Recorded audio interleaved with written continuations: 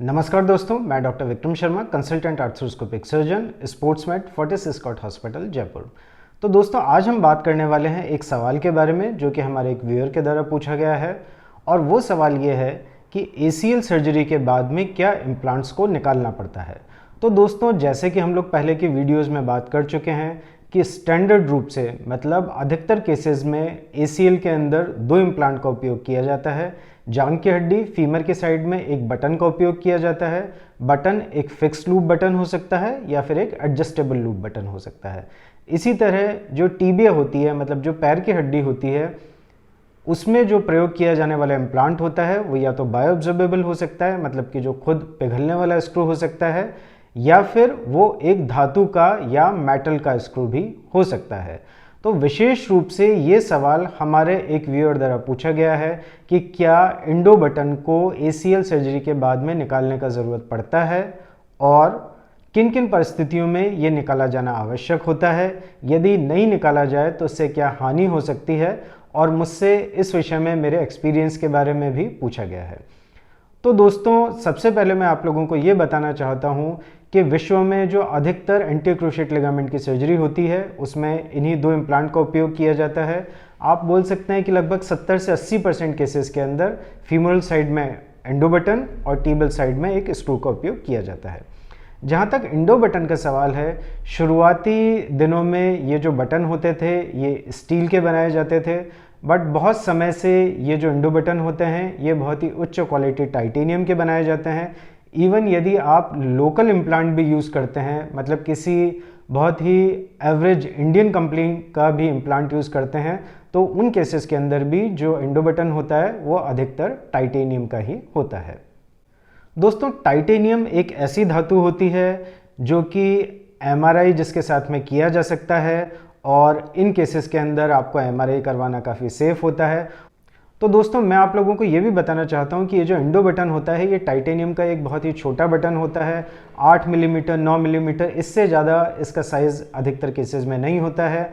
और जब इस बटन को फीमोरल साइड में फ्लिप किया जाता है, मतलब जब इसे फिक्स कर दिया जाता है स्पेशल टेक्निक के द्वारा, तो ये इतना छोटा बटन होता है कि धीरे धीरे ये वहाँ पे अपने स्थान पे चिपक जाता है और सॉफ्ट टिश्यू मतलब जो मांस होता है वो धीरे धीरे इसके ऊपर ग्रो कर जाता है।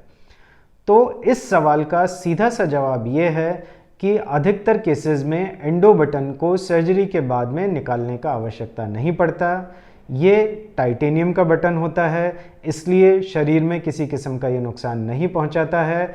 इसको डालने के बाद में आप अपना MRI करा सकते हैं, और ये एक बहुत ही सेफ इम्प्लांट होता है। अधिकतर केसेस में इसको निकाला नहीं जाता। अब दूसरा सवाल, किन केसेस में इसको निकालने की आवश्यकता होती है। तो दोस्तों, कई बार जब रिवीजन सर्जरी की जाती है, रिवीजन मतलब जैसे आपका एक बार एंटी क्रूशिएट लिगामेंट का रिकंस्ट्रक्शन किया गया है, किन्हीं कारणों से उसमें दोबारा चोट लगी है और हमें उसे रिवाइज करना पड़ रहा है, मतलब दोबारा ACL का सर्जरी करना पड़ रहा है, उन केसेस के अंदर यदि ये इंडो बटन दोबारा जो सर्जरी की जाती है उसके मार्ग में यदि किसी किस्म की कोई बाधा उत्पन्न करता है, मतलब वो जो टनल बनाया जाता है उसी के रास्ते में आता है, वो केसेस के अंदर इस इंडो बटन को हटाया जा सकता है या हटाया जाना चाहिए।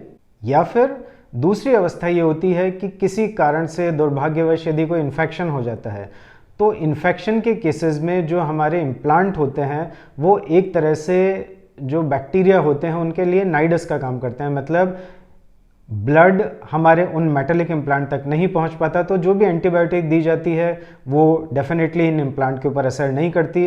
तो यदि कभी किसी केसेस में बहुत ही सीवियर इन्फेक्शन हो जाता है तो वो केसेस के अंदर भी इम्प्लांट को निकालने का ज़रूरत पड़ सकता है। एक तीसरी अवस्था और होती है जो कि एक बहुत ही रेयर अवस्था होती है।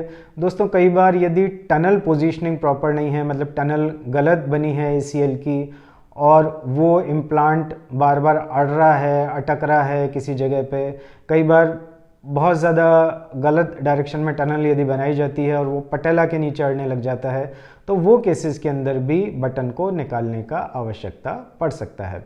परंतु ये जो मैंने आपको 3 परिस्थितियां बताई हैं मित्रों, ये बहुत ही रेयर परिस्थिति है, तो अधिकतर केसेस के अंदर इंडो बटन को निकालने का आवश्यकता नहीं पड़ता। इसी तरह से यदि हम बात करें हमारे स्क्रू की, तो जैसा कि मैंने आप लोगों को पहले बताया है कि अधिकतर केसेस में मैक्सिमम सर्जन पिघलने वाले स्क्रू का इस्तेमाल करते हैं, टीसीपी स्क्रू का इस्तेमाल करते हैं, जो नियत समय के बाद में एक तरह से पिघल जाता है और हड्डी का ही ये रूप धारण कर लेता है। तो इस इम्प्लांट को भी निकालने का ज़रूरत नहीं पड़ता। यदि टाइटेनियम का स्क्रू भी यूज़ किया जाता है तो दोस्तों अधिकतर केसेस में उसको निकालने की आवश्यकता भी नहीं पड़ती। फिर स्क्रू के संदर्भ में भी ये सवाल कि किन परिस्थितियों में इसे निकाला जाना चाहिए या निकाले जाने की आवश्यकता पड़ती है। तो पहली बात इन्फेक्शन, जैसा कि हम लोग पहले बात कर चुके हैं, यदि सीवियर इन्फेक्शन है तो वो केसेस के अंदर पिघलने वाला स्क्रू हो या मेटालिक स्क्रू हो, दोनों को ही निकाला जाना आवश्यक होता है और इन्हें निकाला जाता है। कई बार स्क्रू ढीला होके थोड़ा सा प्रोट्रूड करने लग जाए, मतलब ढीला होके, जैसे क्या होता है मित्रों, जब लिगामेंट जोड़ने लग जाता है तो धीरे धीरे स्क्रू थोड़ा सा ढीला हो जाता है। और कई केसेस में जहाँ पे स्क्रू बहुत अच्छी तरह से फिटिंग स्क्रू नहीं है, वहाँ पे ये धीरे धीरे लूज होके कई बार पीछे की तरफ रिट्रैक्ट हो सकता है, इसका एंड प्रोट्रूड कर सकता है। तो ये अवस्था में भी यदि ये प्रोट्रूड करने वाला एंड, मतलब ये स्क्रू थोड़ा सा पीछे की तरफ आ जाता है, स्किन के नीचे चुभने लग जाता है, तो वो केसेस में यदि डिस्कम्फर्ट ज़्यादा है तो उस अवस्था में भी स्क्रू को निकाला जा सकता है या निकाला जाना चाहिए। कई बार इसके ऊपर एक सूजन आ जाती है, बरसा जैसा बन जाता है, बहुत ज़्यादा तकलीफ देता है, तो वो केसेस में भी, बहुत रेयर केसेस में जो टीबिया के इम्प्लांट हैं वो निकाले जा सकते हैं।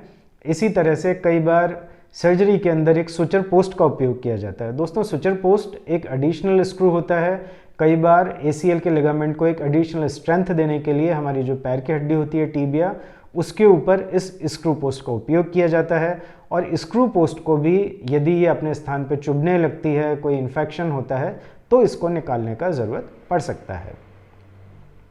यदि हम इस पूरे टॉक का समरी करें तो मैं ये कहना चाहूँगा कि ACL के जो इम्प्लांट होते हैं बहुत ही एक छोटे इम्प्लांट होते हैं, बहुत कोई कम्बरसम इम्प्लांट नहीं होते, बहुत बड़े इम्प्लांट नहीं होते, और जो टीबिया का स्क्रू होता है वो तो स्वतः पिघलने वाला स्क्रू होता है। तो अधिकतर केसेस में इन इम्प्लांट को निकालने की आवश्यकता नहीं पड़ती।